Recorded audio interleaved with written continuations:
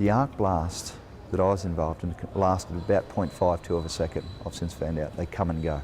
The result was a massive ball of flame that just came straight out of this switchboard and so quickly.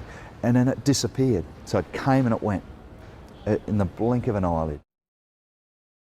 When I was injured, I'd just come out of my apprenticeship. So I was an electrician. I was qualified. I was working as a tradesman's assistant, first job out of my time. It was a Tuesday morning. It was about 9:30 in the morning, just after smoko. I was working as a contractor. I hadn't got a full-time job yet. My belief system was if I worked fast and rushed, I would impress the tradesperson that I was working with. And in that moment, I stuck a steel ruler into a panel that was not really isolated properly. So I chose to make a really, really poor safety decision. And what it ended up in me in the burns unit, intensive care first. The switchboard literally blew up in my face, literally blew up. The fireball surrounded my top part of my body, my hands, my face. I received second-degree burns to about 15% of my body.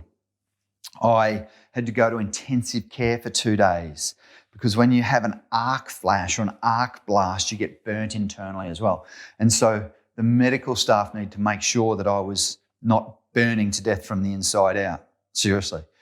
And when I was stable enough to go off to the burns unit in Brisbane, what they did was they actually had to forcibly remove all of the dead skin on my hands, down my arms, on my face and down my chest. Now, that forcible skin removal was horrible. It was the most horrible experience I've ever had when a nurse has to peel your dead skin off, because that fireball, when that switchboard exploded, I came in contact with 20,000 degrees. That's how hot an arc flash is.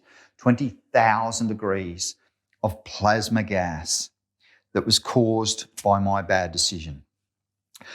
And it meant that I couldn't use my hands for 5 weeks. Just think for a moment what you might miss if you can't use your hands for the next 5 weeks. So one of the things that we do with electrical safety training now is we talk about this thing called arc flash. It was never a thing back when I was a younger person. And we play videos of people getting arc flashed.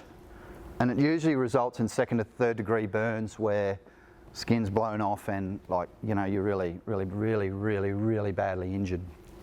And that's what happened to me. Basically, I'm going to tell you that story soon this morning. I'm going to tell you, if it's okay with everyone, please just do these ones if you need to, because I'm going to talk about what that was like going through that journey. That's not what today's about, but it's part of my story, and it's really what I want to share as part of why I do the work that I do now. And when we get to that point, I'll make sure I warn you so that, there might be people in here that are triggered by some of those photos, because burns is fairly common in the bush.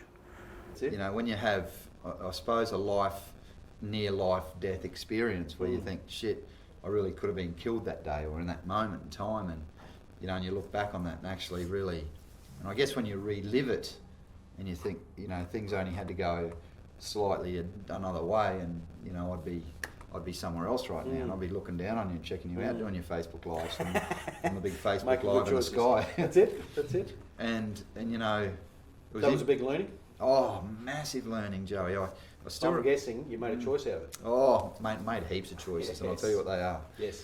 So I'll take you back, and I know you were there, but for our listeners who weren't there that day,